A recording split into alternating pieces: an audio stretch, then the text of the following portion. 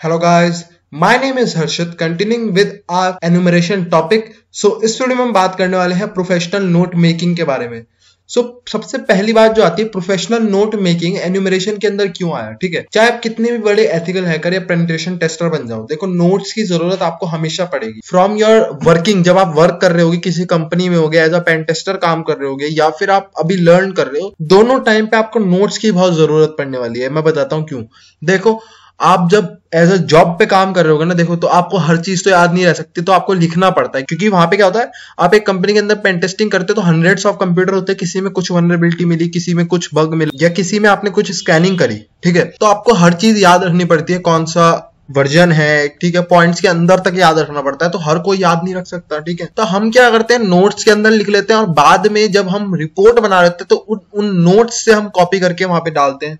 ठीक है, as for learning phase, जब हम लर्न कर रहे हैं अभी के टाइम पे, जब हम स्टूडेंट्स हैं जो पढ़ रहे हैं साइबर सिक्योरिटी के, तो आपको भी पता है कितने सारे आप कोर्सेज पढ़ते हो, कितनी नई चीजें रेगुलरली आप पढ़ते हो, तो कैसे याद रखोगे इतना सब. तो उनके लिए आपको नोट्स बनाने चाहिए. मैंने बहुत नोट्स बनाए और आज तक काम आते हैं. जब या मेरे से कोई भी चीज ऐसी होती है ना जो मेरे को याद ही नहीं आ रही है, तो मैं कैसे रिवाइज करूं. या तो गूगल सर्च करोगे आप उन चीजों को, अब गूगल पे आपको डायरेक्ट तो मिल नहीं जाएगा जो आपको चाहिए. आपको उस टॉपिक का, जैसे आपने टीसीपी सर्च करा तो टीसीपी के बारे में पूरा विकिपीडिया का पेज चाहिए, लेकिन आपको पर्टिकुलरली एक चीज, ऐसा थोड़ा कोई पूछता है आपसे व्हाट इज टीसीपी, लेकिन कई बार चीजें ऐसी आ जाती है जो टीसीपी के बारे में आपको पर्टिकुलरली पता करना पड़ता है. ठीक है, तो वो आप अपने नोट्स में लिख सकते हो, मेन चीजें जिससे आपको काम हो जाएगा आपका. ठीक है, डायरेक्ट आपने नोट्स खोला और काम हो जाता है. बहुत बार होता है.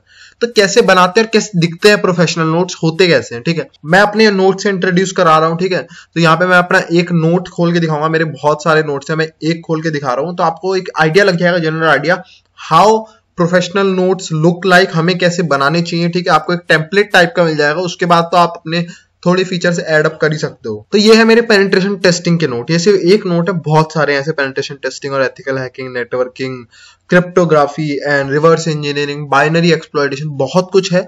ठीक है, सबके नोट्स हैं. तो यहाँ पे है पेनिट्रेशन टेस्टिंग के नोट्स. ठीक है, यहाँ पे मैंने कुछ नाम चेंज करे जान के, मतलब थोड़ा स्ट्राइक वगैरह का रहता है सीन. ठीक है, तो यहाँ पे हम आए तो यहाँ पे आप देखोगे networking basics, Linux basic, bash scripting, information gathering, scanning and enumeration, exploitation. तो बहुत कुछ मैंने क्या करा यहाँ पे. इनके अंदर आप हायरार्की समझो. ठीक है, हायरार्की देखो, यहाँ पे प्लस के साइन है, मैं इन्हें खोलूंगा, इनके अंदर हायरार्की है. देखो कैसे नेटवर्किंग के अंदर आईपी एड्रेस क्या होता है, मैक एड्रेस क्या होता है, टीसीपी, यूडीपी एंड 3-वे हैंडशेक. इसके अंदर भी एक सब टॉपिक है 3-वे हैंडशेक. तो हायरार्की देखो, नेटवर्किंग के अंदर टीसीपी, यूडीपी एंड 3-वे हैंडशेक, देन टीसीपी, यूडीपी के अंदर 3-वे हैंडशेक. ठीक है, तो ये आप देख सकते हो कैसे हायरार्की में बना के. तो अब मुझे क्या है, मुझे पता है कि मेरे को टीसीपी देखना है, मेरे को 3-वे हैंडशेक देखना है फॉर एग्जांपल, तो मैं जाऊंगा नेटवर्किंग के अंदर, नेटवर्किंग के अंदर टीसीपी, यूडीपी देखूंगा कहां पे, क्योंकि टीसीपी का पार्ट है, तो मैं यहाँ पे खोलूंगा 3-वे, यहाँ टीसीपी खोलूंगा, टीसीपी के अंदर मुझे डायरेक्ट दीजिएगा 3-वे हैंडशेक. तो मुझे फालतू कुछ पढ़ने की जरूरत ही नहीं है, मुझे डायरेक्ट 3-वे हैंडशेक मिल चुका है. अब मैंने नोट्स कैसे लिखे हैं, तो सबसे पहले हम देखते हैं टीसीपी यूडीपी के मैंने कैसे लिखे हैं. ठीक है, तो टीसीपी यूडीपी में आप देखो मैंने फालतू कुछ नहीं लिखा. नोट्स हमेशा आपको पॉइंट टू पॉइंट, जो आपके लिए रिवीजन के लिए है खाली. ठीक है, आपको इनसे याद नहीं करना, समझना नहीं है, आपको सिर्फ रिकॉल करनी है चीजें. तो रिकॉलिंग के लिए छोटी छोटी चीजों से रिकॉल हो जाता है. फॉर एग्जाम्पल मुझे क्वेश्चन था मेरे पास, या मेरे को कुछ समझ नहीं आ रहा था कि टीसीपी कौन सी लेयर पे काम करता है. ठीक है, तो मैंने अपने नोट्स खोले, देखा सबसे पहली लाइन पे लिखा है वर्क्स ऑन लेयर 4, और लेयर 4 का नाम क्या है, transport layer. This is OSI model. ठीक है, ओएसआई मॉडल की बात हो रही है यहाँ पे.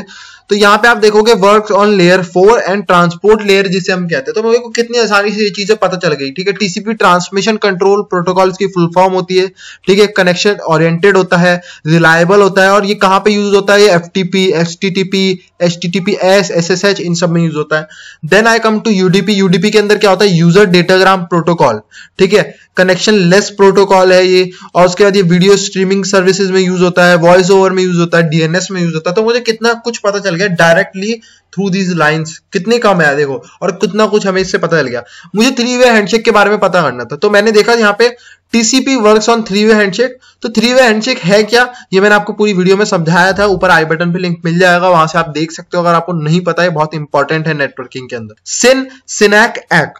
ठीक है, तो मुझे कितनी आसानी से पता चल गया एक लाइन के अंदर.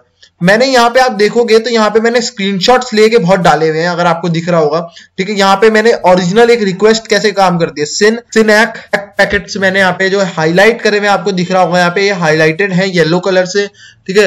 तो ऐसे मैंने यहाँ पे करा हुआ है, तो इससे मेरे को कितना आसान हो जाता है, practical knowledge as well as theory part दोनों कवर हो गया, ठीक है।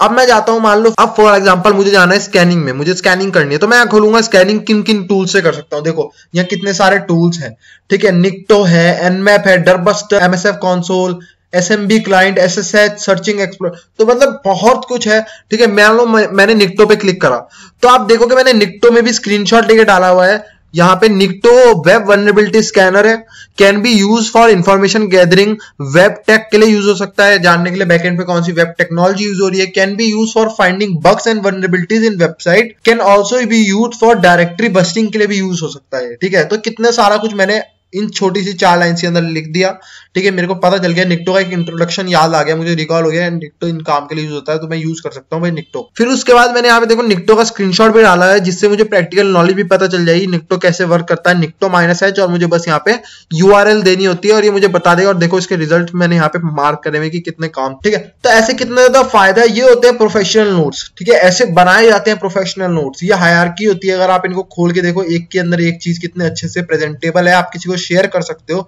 ठीक है। तो ये इनका फायदा रहता है, ऐसे बनते हैं। ये एक टेम्पलेट था जनरल। तो अब मैं बताता हूँ क्या क्या सॉफ्टवेयर्स मैं यूज करता हूँ इनके लिए, ठीक है। ये आपको दिख रहा होगा, काफी कुछ आप इनसे एडिट कर सकते हो, रेड, येलो, अलग अलग कलर्स में, जिससे और प्रेजेंटेबल लुक आता है, समझ आता है। आप खोल के आपको एक्सप्लॉइटेशन पढ़ना है, खाली एक्सप्लॉइटेशन खोला, रिवर्स शेल क्या होता है, बाइंड शेल क्या होता है, इमेजेस लगाइए आपने अच्छे से, ताकि आपको समझ आए अगली बार जब भी आप खोल के देखो। सो आई होप आपको ये समझ आया होगा। अब यहाँ पे देख लेते हैं कि ये कैसे बनाते हैं। अभी तक हमने देखा क्या होते हैं प्रोफेशनल नोट्स। अब सबसे पहला सॉफ्टवेयर जिसके अंदर पूरे नोट्स लिखे गए थे वो था कीप नोट। आपको दिख रहा होगा बहुत बड़ा बड़ा लिखा है कीप नोट। तो यहाँ पे आप इनकी वेबसाइट पे जा सकते हो, keepnote.org, ठीक है, org.org, ठीक है। तो यहाँ पे आपको क्या करना है, ये नाम है ना कीप नोट, इसके आगे .org लगा देना है, तो आप यहाँ पे आ जाओगे। यहाँ पे आपको डाउनलोड के ऑप्शन में मिल जाएगा keepnote.exe, ये विंडोज के लिए है, ये लिनक्स के अगर आपको इसको काली के अंदर इंस्टॉल करना है, उबंटू के अंदर करना है, अगर आपको पैरेट ओएस के अंदर करना है, मैक ओएस के अंदर करना है, तो सबके लिए यहाँ पे आपको मिल जाएगा, ठीक है। लिनक्स के लिए ये है, विंडोज के लिए ये है। अगर आपको इन दोनों में कहीं पे भी कोई दिक्कत आ रही कि इन इंस्टॉलर्स में, लिनक्स के अंदर लिनक्स वाला काम नहीं कर रहा, विंडोज में वैसे आएगी नहीं, मैंने खुद इंस्टॉल करा हुआ है, तो आप ये प्लेटफॉर्म इंडिपेंडेंट वाला भी कर सकते हो। प्लेटफॉर्म इंडिपेंडेंट का मतलब है ये लिनक्स विंडोज सब पे काम करेगा, इसमें कोई अंतर नहीं पड़ेगा, ठीक है। तो आप ये वाला भी कर सकते हो अगर आप चाहो, ठीक है। तो सब काम करेंगे, आप कर सकते हो, ठीक है। सो ये था keepnote.org, जिसके अंदर मैंने ये सारे नोट्स लिखे हुए थे अपने। लिनक्स में देखते हैं लिनक्स में कैसे काम करता है। लिनक्स में एक और प्री इंस्टॉल्ड जो आता है वो भी ऐसे सेम काम कर सकता है। अगर आपको कीप नोट नहीं अच्छा लग रहा है या नहीं यूज करना, चेरी ट्री नाम से आता है, चेरी ट्री भी आप यूज कर सकते हो। अगर आपको नहीं पसंद आ रहा है तो आप चेरी ट्री यूज कर सकते हो, ठीक है। देन यहाँ पे हम आते हैं कीप नोट के ऊपर। तो आपको कीप नोट दिख जाएगा सेम वैसा की वैसा ही है, ब्लैक कलर में। आप व्हाइट थीम भी कर सकते हो, जैसा आप चाहो वैसा कर सकते हो, ठीक है। तो वही सेम नोट्स हैं, और अच्छे दिखते हैं ब्लैक में, थोड़े से और ज्यादा कलर इनका जो ग्रेस होता है वो बढ़ जाता है कलर्स का, ठीक है, ब्लैक के बैकग्राउंड के साथ। तो आपको दिख रहा होगा कितने अच्छे से कीप नोट दोनों में काम करता है, कोई दिक्कत नहीं है। अब बात आती है कि मैंने कैसे स्क्रीनशॉट्स लिए, कैसे हाईलाइटिंग कर रखी थी स्क्रीनशॉट्स के अंदर। तो वो सब काम होता है ग्रीन शॉट, एक टूल का नाम है ग्रीन शॉट, ठीक है। ग्रीन शॉट इस सॉफ्टवेयर का नाम है।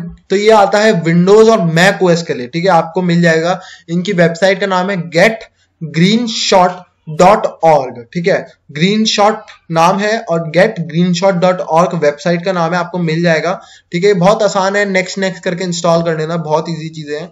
तो यहाँ पे आपको मिल जाएगा, डाउनलोड का बटन क्लिक करोगे, डाउनलोड स्टार्ट हो जाएगी। मैक ओएस में $2 का है, ठीक है, मेरे ख्याल से महंगा नहीं है, ठीक है। और उसके बाद यहाँ पे आता है फ्री है, विंडोज के लिए बिल्कुल फ्री है, कोई टेंशन लेने की बात नहीं है।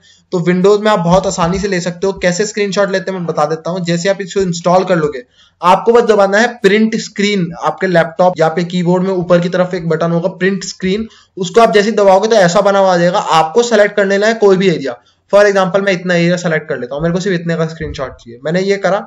उसके बाद जो हम हाईलाइटिंग वगैरह करते हैं उसके लिए यहाँ पे आता है इमेज एडिटर, ऑप्शन दिखेगा आपको ओपन इन इमेज एडिटर, आपको इस पे क्लिक करना है। देन यहाँ पे देखो ये सब खुल गया है जैसे आपको चाहिए।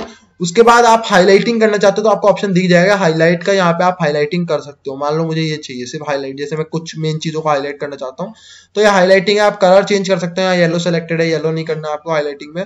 उसके बाद एक सबसे बढ़िया चीज क्या रहती है, आप यहाँ कलर इन्वर्ट भी कर सकते हो। कई बार क्या होता है जैसे काली का जो बैकग्राउंड होता है पूरा ब्लैक होता है तो कोई चीजें दिखती नहीं, तो आप उसका कलर इन्वर्ट करके व्हाइट बैकग्राउंड हो जाता है वो, तो उससे हमें काफी फायदा मिल जाता है, जिससे चीजें और क्लियर दिख जाती है, व्हाइट हो जाती है वो ब्लैक की जगह इमेज, तो फायदा हो जाता है। तो आई होप आपको ये समझ आया होगा। अब बात करते हैं कि लिनक्स में कैसे स्क्रीनशॉट लें। तो लिनक्स में भी इसका ही एक और वेरिएंट आता है, मतलब अलग टूल है लेकिन ऐसा ही है। उसका नाम है, ये है ग्रीन शॉट, उसका नाम है फ्लेम शॉट। उसको इंस्टॉल करने के लिए आपको लिखना पड़ता है apt-get install flame shot. apt-get install flame shot लिखना है, बस आपको इतना करना है। उसके बाद आप करोगे तो मेरे में फ्लेम शॉट पहले से इंस्टॉल है, न्यूएस्ट वर्जन, ठीक है। तो आप में इंस्टॉल हो जाएगा। सेम वही चीजें हैं जैसे आपको करना है, ठीक है। कि आप यहाँ पे जैसे आप कर लोगे, ठीक है, आपको फ्लेम शॉट उसके बाद यहाँ नीचे आने लग जाएगा। ये दिख रहा है ऑप्शन, आपको दिख रहा होगा, ये यहाँ एक अलग सा ऑप्शन है, इस पे क्लिक करोगे तो वो यही कहेगा सेम जैसे ग्रीन शॉट में था कि आप एरिया सेलेक्ट कर लो जो भी स्क्रीनशॉट चाहिए। मैंने एरिया सेलेक्ट कर लिया and these are the tools which you can use with it, ठीक है। ये सारे टूल्स हैं जो आप यूज कर सकते हो इसके साथ। हाईलाइटिंग हो गया एंड अनडू रीडू हो गया, और सेव करना है, क्रॉस करना है, टेक्स्ट लिखना है, आप बहुत कुछ कर सकते हो। पेंसिल यूज करनी है, पेंसिल लाइन ड्रॉ करनी है, तो बहुत कुछ है, आप सब कुछ कर सकते हो। सो आई होप आपको ये वीडियो पसंद आई होगी। So please like the video, subscribe the channel. Thank you and good bye.